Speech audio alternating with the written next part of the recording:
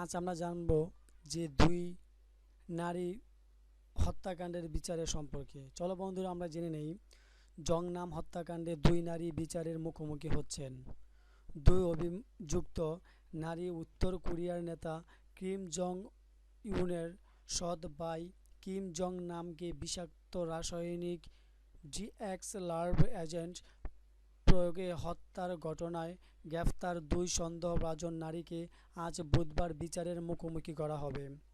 মালয়েশিয়ার প্রধান আইন কর্মকর্তা অ্যাটর্নি জেনারেল মোহাম্মদ আপান্দি আলী গতকাল মঙ্গলবার একথা বলেছেন।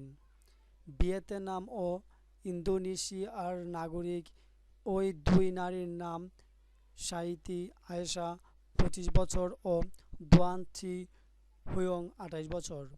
অপরাধ প্রমাণিত হলে তাদের মৃত্যুদণ্ড পর্যন্ত হতে পারে। এ দুজনই জং নামের মুখমণ্ডলে প্রাণঘাতী রাসায়নিক উপাদান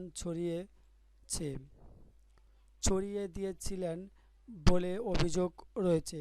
তবে তারা দুজনেই নিছক টেলিভিশনের একটা কৌতুক অনুষ্ঠানের অংশ হিসাবে ওই কাজে অংশ নেন বলে দাবি করেছেন।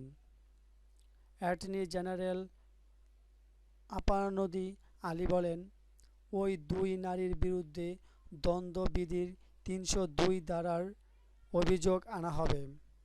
জং নাম গত 23 ফেব্রুয়ারি কুয়ালালামপুর বিমানবন্দরে ওই হামলার শিকার হয়ে মারা যান। তার হত্যাকাণ্ড ও লাশের হেফাজতে নিয়ে উত্তর কোরিয়া ও মালয়েশিয়ার মধ্যে সম্পর্কের টানাপোড়েন দেখা দিয়েছে। এই রহস্যময় হত্যাকাণ্ডের আন্তর্জাতিক তদন্তের দাবি উঠেছে। দক্ষিণ কোরিয়া অভিযোগ করেছে তাদের প্রতিবেশী দেশ উত্তর কোরিয়ার সরকারি এর নেপথ্যে।